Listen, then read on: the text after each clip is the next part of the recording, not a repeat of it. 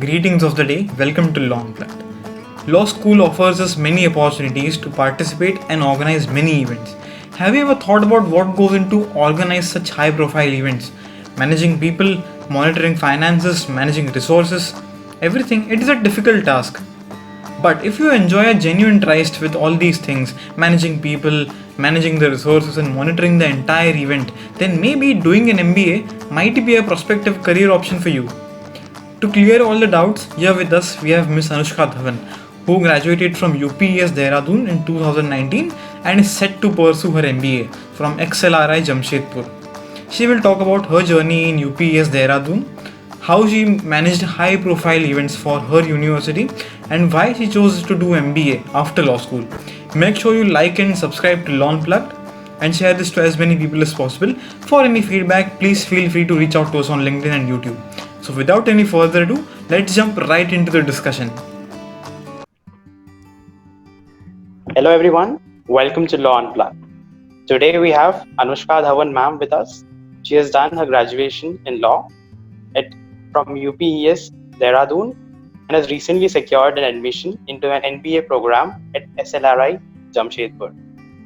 So let's talk with her on these other basis of how do you get after doing law, how do you want to do something different like studying an MBA or doing something different, and hope you like this episode. Let's start the interview. Thank you to Law Unplugged. You guys are doing great work. I checked your YouTube channel out and I think you guys are doing fabulous. So as for my journey, being from a non-NLU was a little bit of a hiccup. In my mind, honestly, it's not a hiccup after you graduate. It's basically very psychological. But why I did an MBA is started with my family history. My family has a lot of MBAs. So all these organization and, how to manage people, leadership and people skills, all these kind of conversations were very common at my house, like these were fed to me at the dinner table. So that's where the seed was planted, that this is another opportunity to consider. I feel like MBA as an opportunity, a lot of law students don't know only that they could do. So that was one. That was where the seed was planted. My father is himself like a PG DBA from Calcutta. So he planted this idea in my head and I started thinking about it right in my second year. So I started talking to all my internship mentors. I used to ask them that what should I do, an MBA or a CS? So they would tell me that, figure your own way out, experiment a little and see, because both of them will take you to very different avenues.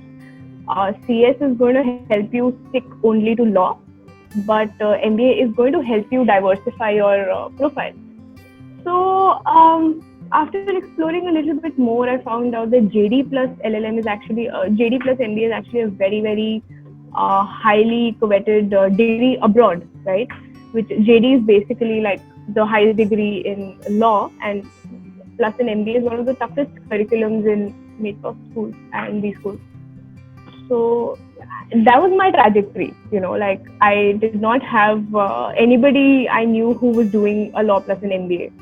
So which is why I think you guys are doing great work trying to educate so many people about it. But yeah, that's my journey. That's where the seed was planted, and I had an inherent interest in M&A. I've always been very, very interested in competition law and corporate law and M&A, only to later realize that it is going to be taken away from me once I join an MBA curriculum. But yeah, that's my journey. Yeah. Oh, wonderful. Like before moving on to the MBA part, I have a question on the basis of your law degree, the law part, the 5-year journey at UPES. Yeah. Tell us something about it. And the most exciting thing about your college is it's quite innovative. Like you've law with the combination of some subjects are completely different domains. Yeah. So tell us something about it. Yeah. So my 5 years. So first of all, my 5 years in Dehradun were the best 5 years of my life. Everything about quality of education, etc., put to one side, and the city Dehradun put to another side. So I had a wonderful time in my 5 years of college, and so it is very different from a lot of law schools because my college doesn't have a lot of hostel culture. So like other colleges who like all of the people stay on campuses, all first years, all second years. So there's a lot of cohesiveness. There's a lot of family feeling amongst all the colleges.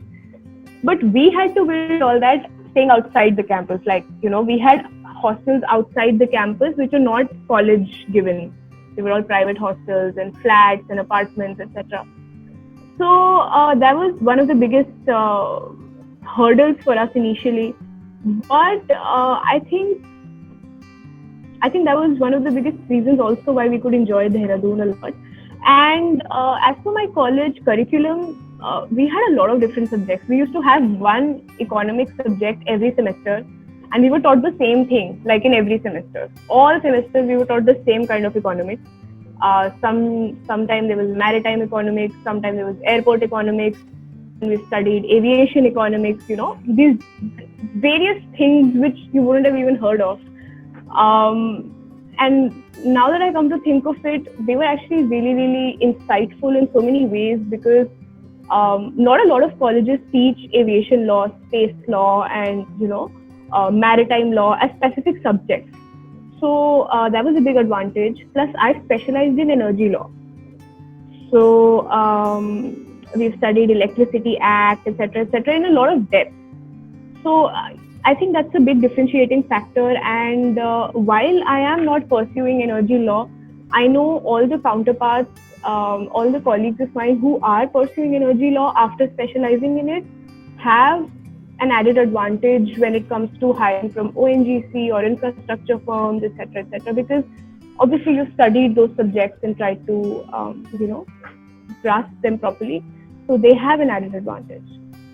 So that's college life is great. Yeah, we can see that. Like, Dehradun is also a place to live in, and even like you, as to how much you have to diversify of your diversity in your subject, you have much more chances of getting employment. The employability skills increases gradually. That is actually so. Okay, so that actually depends a lot on the candidate.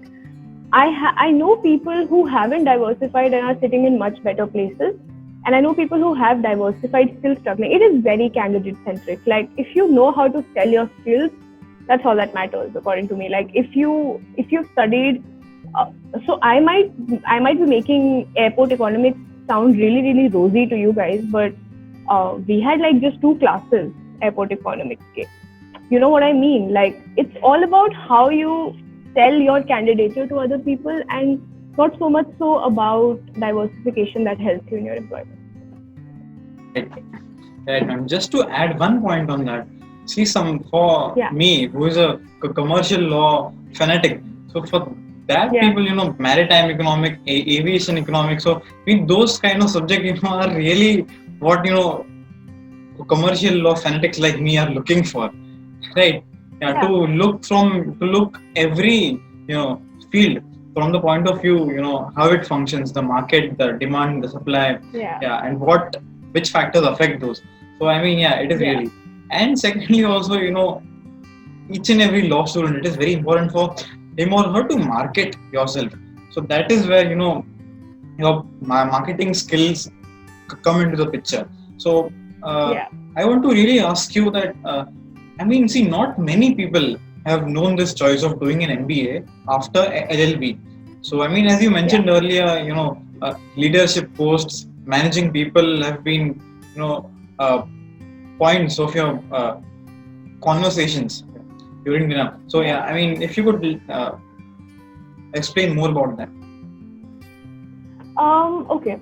So, what direction should I take this in? Should I tell you guys how my journey with dealing with questions or dealing with batchmates, trying to make them understand why I'm doing an MBA has been, or why you want to understand my psyche behind going for an MBA? So sorry, my question to you was, not many people know this. So what did you see in doing an MBA your objective behind doing an MBA. Yeah, the psyche okay. part. Yeah, okay, the psyche part. So I was very, very sure that, listen, I have this certain amount of time. So I have an added age benefit. I've turned 23 like 3 days back. So all my batchmates were like 24, 25, So I knew that, age is in my favor, and I could probably go for a higher education right after college. I just wasn't sure which one. I knew that even if I was going for a CS,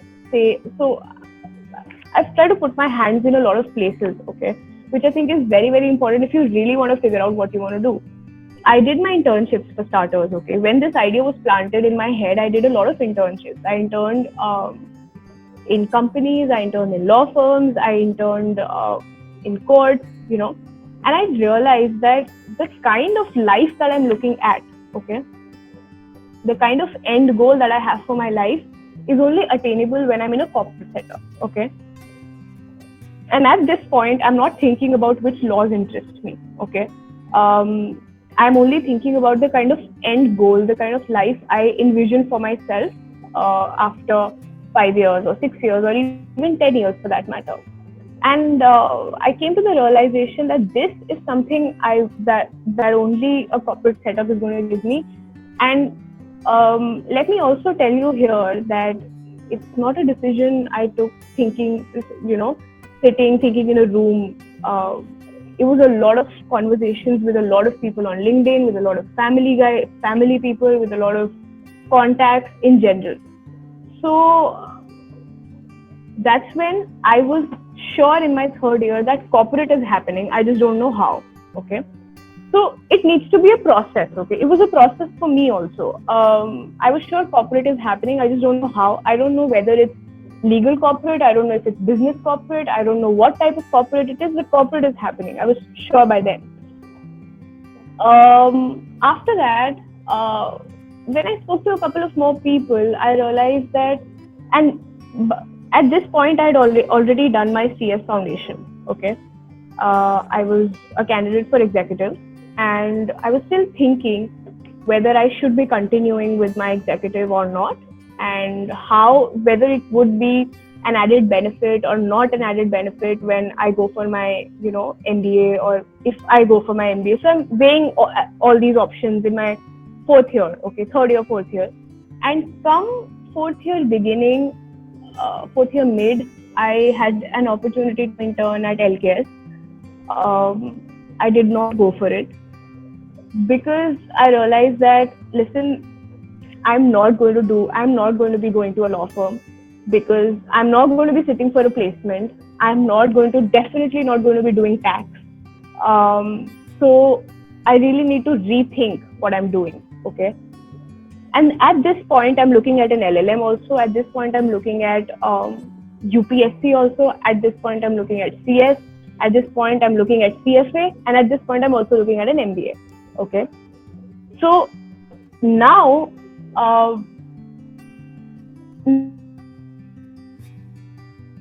if I'm remembering correctly, I was talking to a lot of batchmates, okay? And I was telling my close friends that, this is the confusion I have. What kind of a higher education am I looking at?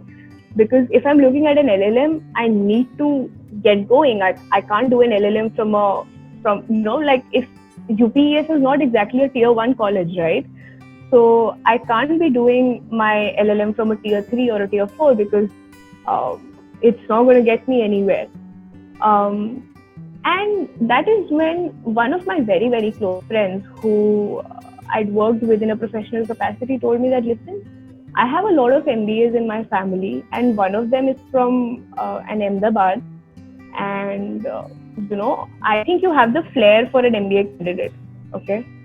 It's just casual conversation between friends. Sounds very shallow, but, this gave me the nudge to think about MBA a little more, maybe this is something I can explore, because if I don't look at things from an academic point of view and I look at them purely from a personality point of view, maybe I could explore an MBA.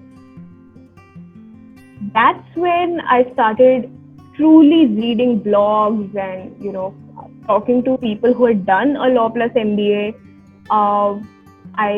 This is when I spoke to the person who runs Tatva Legal. He's also a law plus MBA. Okay, and he's the only one in the industry so far I know who's into law after an MBA. And he told me that figure out if you want to do an MBA, figure out what your interest areas are, and if you are truly interested in M&A and corporate laws, and you like that sort of setup, and you've had experience with organizing things, with managing things, then I think you should go for an MBA. So now this also happens when I was the co-convener in my debating society, and I was organizing massive scale debates like national parliamentary debates, etc. And that's when I introspected a little, and I realized that, listen, I'm good at managing stuff. Maybe this is the right direction for me. And that's when I made up my mind. By the middle of fourth year, I was sure that MBA is happening for me. I didn't know which domain, I didn't know what field, I didn't know where this is going to take me. But I knew that, this is something I can hone. This is a skill that I want to explore. And that's how MBA happened. That's how it happened. I don't know if it makes sense to you guys, but these journeys are very, very personal, and you don't know what nudges somebody in the right way. And I knew that, sitting at home and studying, or, going for a CS and being stuck with law, or not being able to diversify myself even after my graduation is not something I may be okay with. And I wanted a more dynamic life for myself, which I think aligned with why I wanted to MBA. So that's that. Wonderful, ma'am. It totally makes sense to us, and I'm quite sure that there would be some viewer viewing this video. There would be some second year law student just like you who must be confused that what should I do, and he or she must be also getting that nudge that MBA karna chahiye. Right. So moving on, ma'am, like we had this conversation wherein you told me that MBA is not that rosy after all. Like the glamour part that is associated with IIMs and the campus that comes with IIM, but it's not that easy to achieve. So how was your strategy to combat that exam stress, and how did you prepare for MBA from that psychological point of view? Okay, so by the middle of my fourth year, this was about August, and exams happened in November. So ideally, I am eligible to give an exam in 2018 November. Okay, I was eligible, but I decided that I want to give a full-fledged attempt only after my graduation. So January 2019, I was supposed to graduate in 2019. Okay. So May 2019, my graduation happened, my college finished, and January 2019, I started preparing for my attempt in November, because I sucked at maths. Okay, I suck at maths, and there's a lot of maths. Okay, so I started preparing. I joined an online coaching who would just give me concepts, etc. And my flatmates, my friends, everybody knows that 10 to 12 Anushka is not available any day. So we can't call her for a party, and whoever's birthday it is, Anushka will be half an hour late because she's just going to be done with her class at 12, etc. That kind of stuff. But January to May, I was doing my dissertation. People are very, very strict about our dissertation in college. Okay, there has to be like minimum plagiarism, etc.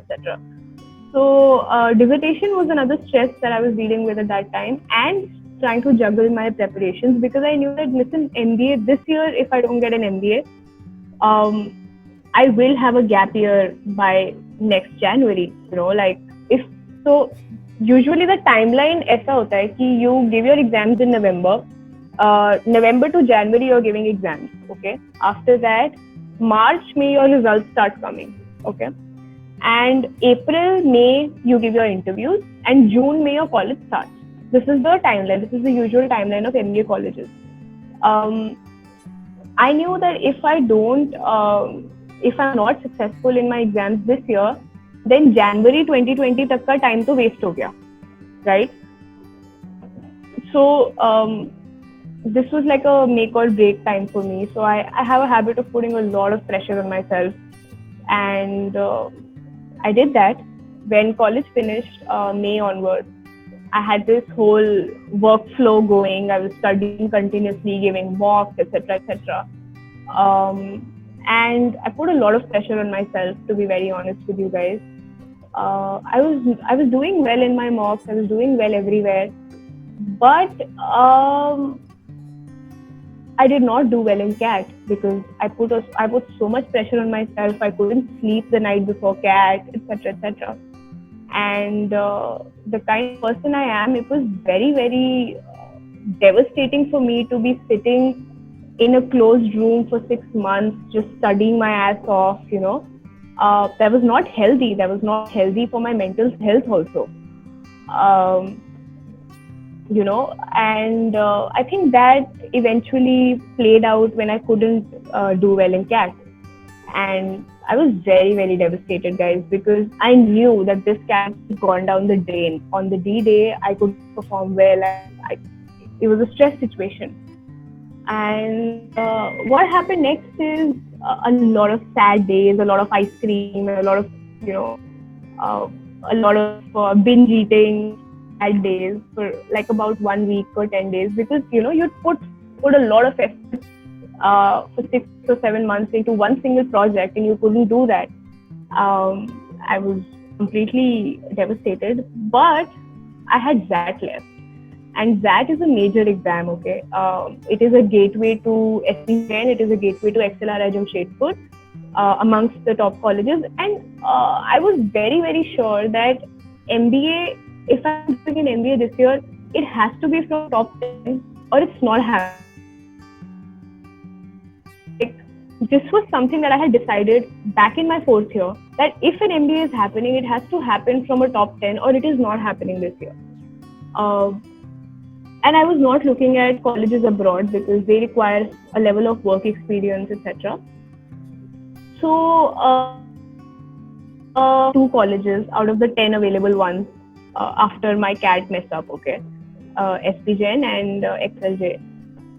And so this time I decided to not study because when I would put a lot of effort, it always backfires, you know, because if I put a lot of effort into something, then I'm always stressing about it. I'm always hyperventilating that, you know, this has to work out. This is the end of my career, this and that, you know. So I did not study at all. I did not revise before my Excel exam. I was relying on my preparation that I had done before my CAT exam, because the preparation is fairly similar even for ZAT. The only difference is ZAT has tougher maths than CAT, okay? And it has a new section called decision making. So the only level of preparation I did was for about 1 week, December के second weekish में, I solved ZAT के जितने previous years थे ना, gave उनके mocks. That's all I did. मतलब मैंने बस 1 हफ्ता I did for ZAT. I did not revise my concepts, okay? I did not touch new things. I just did my previous years because I needed that in order to be fully in touch with decision making, because it's a new section. CAT doesn't have decision making. That happened. I still remember my ZAT center was in Meerut, and for anybody who knows, Ghaziabad to Meerut is a good 2-hour journey, okay, 1.5 hour journey. And I was going to my center in the morning, and there was I had a friend who was going to the center with me, and he was studying. He was studying profusely because it was also his last attempt at CAT. and management entrances. He was studying and I was listening to music and I was sleeping. Like on my way, I was sleeping. I was listening to music. I was playing games on my phone. And he was really, really confused because he knew that this was my serious attempt, okay? And he was like, what are you doing? Why are you not studying? Have you revised anything? What have you done? I was like, no, the last time I picked up a book was about 2 weeks back. But I'm chill. I'll give the exam. Let's see how it goes. And it went great, guys. It went great. My takeaway from it was that consistency is extremely important. And that consistency will pay off irrespective of when it pays off. I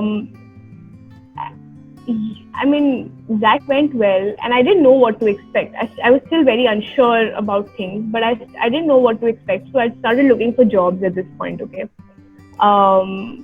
January, I started looking for jobs, and I was talking to so many people about, job opportunities, and I was not getting anything, okay? Because non-NLU, gap year, all that shit. That results came out and I secured a 97.7. I was extremely happy. Because it felt like, I finally redeemed my cat also and everything. And I know that if I, studied a little bit more before that, I may have been able to get a better percentile. But I was extremely satisfied because there was always a risk of not being able to perform on the day of the exam. So yeah, that's been my journey, guys. That's my key takeaways from this were that you have to be consistent. Consistency is the only thing that will ever pay off, be it your college, be it your job applications, be it following up on your job applications, be it preparing for exams. Consistency is the only thing that will pay off, and it will pay off. And that was my takeaway, guys. Great. I guess that is what every CLAT aspirant also goes through, because I can only speak for CLAT. I mean, like, hopefully I crack MBA in future, but as of now I've only cracked CLAT. So exam pressure and last moment anxiety and whatnot and everything is real. And each and every aspirant, like be it IIT, be it MBA, be it CLAT, each and every person's exam center is always bad. Like there is some teacher who would say the distribution of answer sheets, and we have all sorts of reasons to give off our blame for not securing good marks. But I guess from what you said, I guess the fight is within ourselves to overcome. Yeah, for sure. The thing is, guys, I know for a fact that every center has some of the other issues, okay? But these are the centers which also create 100 percentilers. So there is no difference between their exam conditions and your exam conditions, except the fact that you are under a lot of stress, you're under a lot of pressure, and maybe even they are under a lot of pressure. But they are better than dealing with it and that's completely fine. It's completely okay. But I also want you guys to know that going for an MBA or any sort of education or any sort of higher education, it is not easy. It is not an easy decision, especially when all your batchmates have started earning, especially all your batchmates are, going for jobs and buying their new fancy houses, etc. It is not an easy thing psychologically. But it is very, very important to have supportive people around you, because they are the ones who are going to cheer you on, who are going to keep telling you that, listen, it's fine, you will do it, you have to believe it. That is extremely important, and I was very lucky to have my parents, my friends who kept pushing me, and anybody who's pursuing any education for that matter after their college or after coming from a setup where they're not used to being confined. This is voluntary confinement, but they're not used to being confined, and it takes a toll on mental health. It is not easy, and बहुत fight मारनी पड़ती है, बहुत ज़्यादा fight मारनी पड़ती है to be consistent, to be waking up at 6, sleeping at 12, so that there came a point when October में your admit card comes, ठीक है? So you're allotted your slot. कि 9 to 12 आपका slot है exam का. So for 1.5 months, I trained my mind to be the most active 9 to 12. So I would give all my mocks 9 to 12. So these kind of little things, these kind of things you have to engage in. They're not easy. It's not easy to get up at 8 and give a mock at 9 every single day or every 2 days or every 3 days. But you gotta do what you gotta do. Yeah, that's the way. Yeah. Oh, man. That's the way you crack an MBA or any other entrance for that. Anything in life. Right. So, ma'am, I really wanted to ask you that you have held various leadership posts in your college. You were the convener of the debating society, and when I was reading through your LinkedIn profile, you say that you have managed around 7 lakh rupees for organizing one event. So I really want to ask you that, what is the biggest challenge handling that kind of money? And as you are very experienced in managing people as well, so what challenges did you face managing so many people? So this whole deal with managing money, etc., was not originally supposed to be my gig, because when I was co-convening the event in my 4th year, so 4th year I was co-convening it, 5th year I was convening it. When I was co-convening it in the 4th year, I had allocated this entire sponsorship and money, etc., to the finance department of my debating society.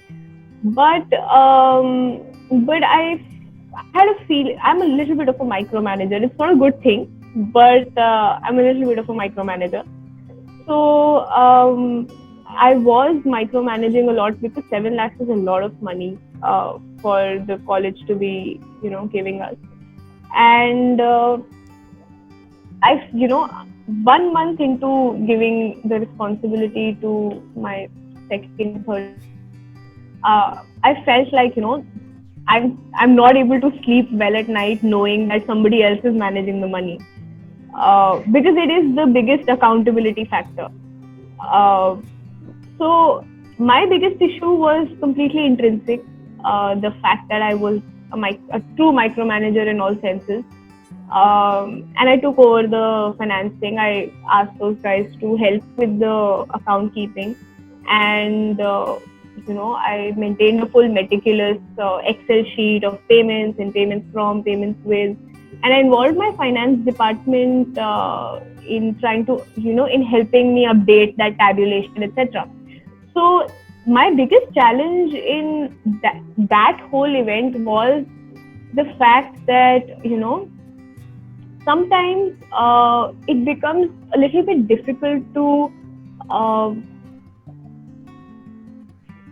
expect a certain level of,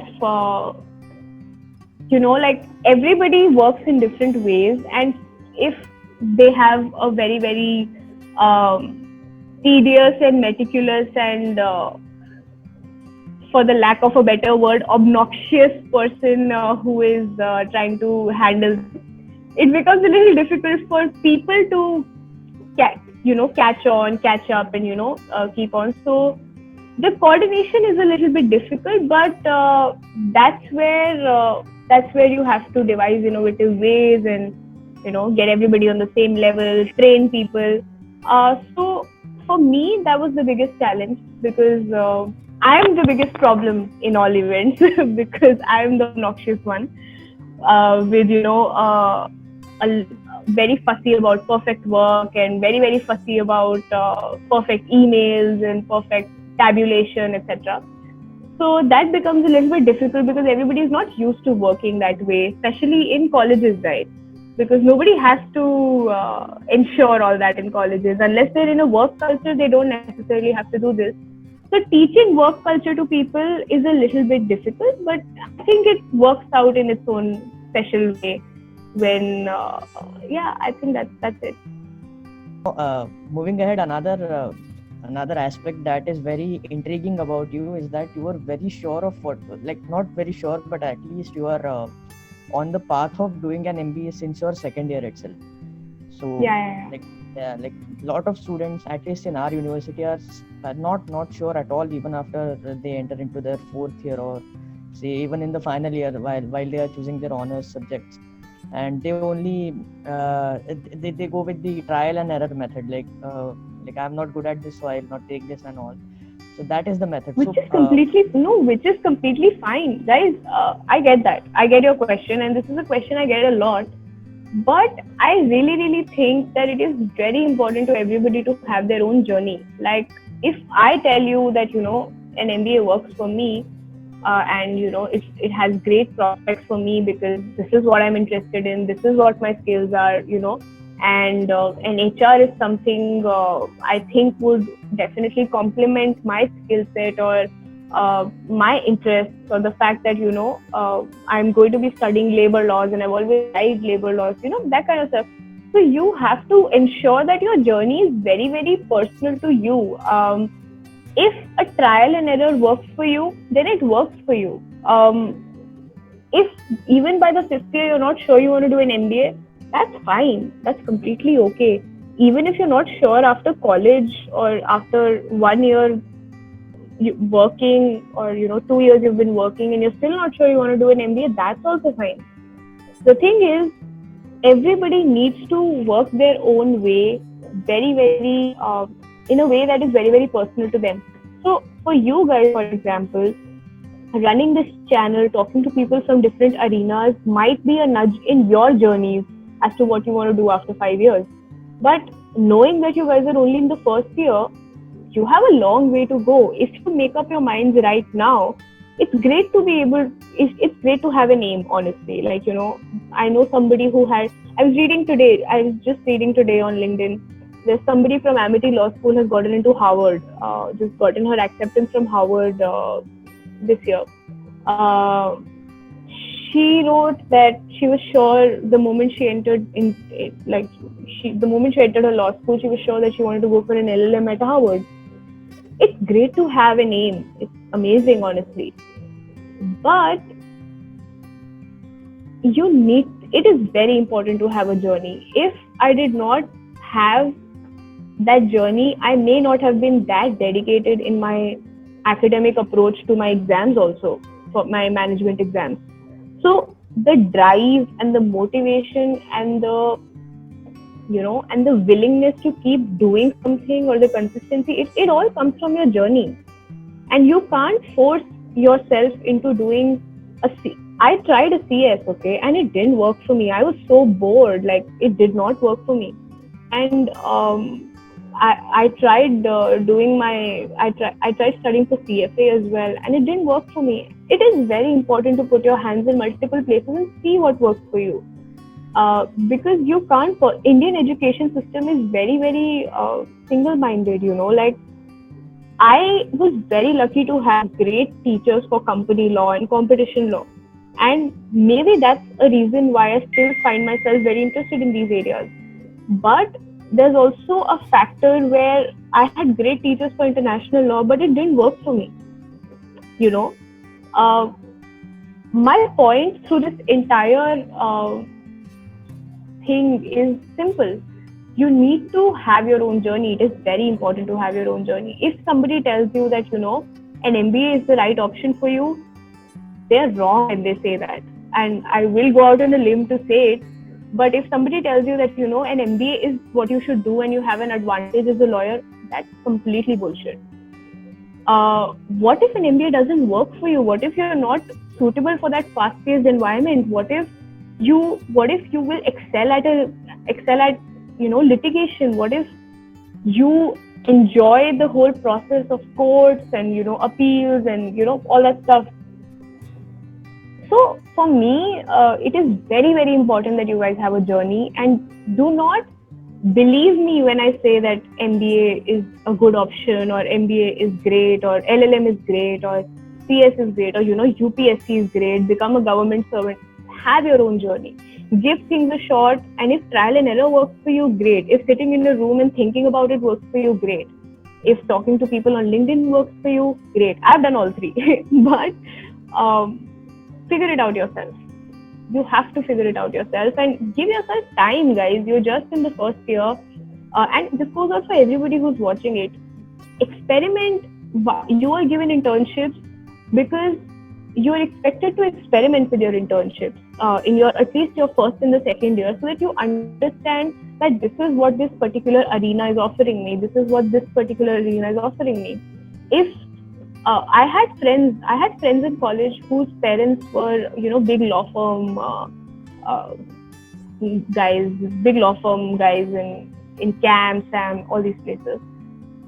So they had their family pressure telling them that, this is what your law school journey should be like, this is what your internship should be like, and this is the path you have to take when you're in your first year, this is the path you have to take when you're in your second year, and this is the certificate course you should do in your third year.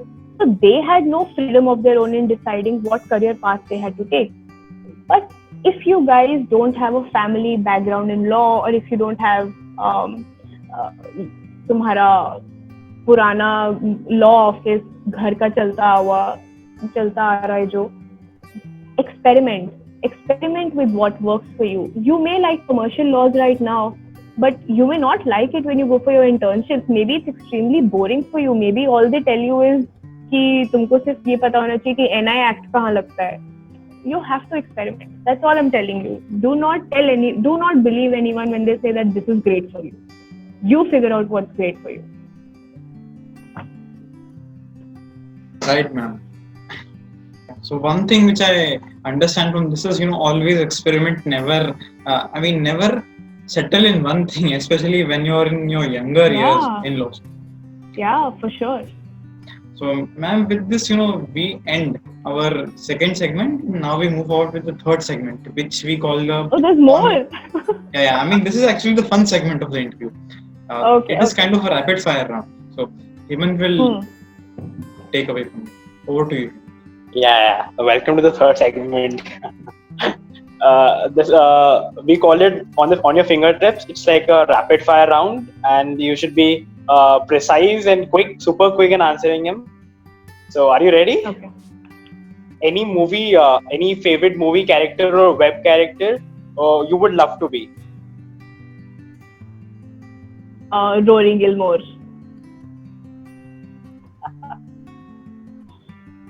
Any reasons for it? She was very, very clear about things, and I would love to have that clarity in my life. Wow. Your career option as MBA shows that. So most boring subject you ever studied till now? Let it be law, your law degree, even now you're not done, only from the law, let us see. My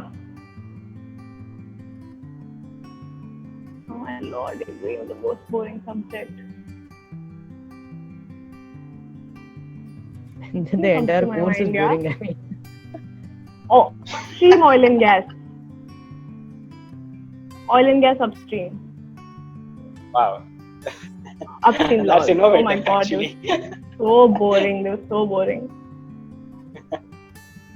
And moving on. Actually, you've answered this, but let me channelize it again. Traditional litigation or corporate law firm? Corporate. That's evident. You've seen it. So, tell me 3 things in your bucket list. My bucket list? Yeah. My bucket list is to travel the world alone once, number 1. Then my bucket list is to feature in a web series once, like just a passerby or something, whatever. And my third bucket list would be I don't even go to the Mars, maybe.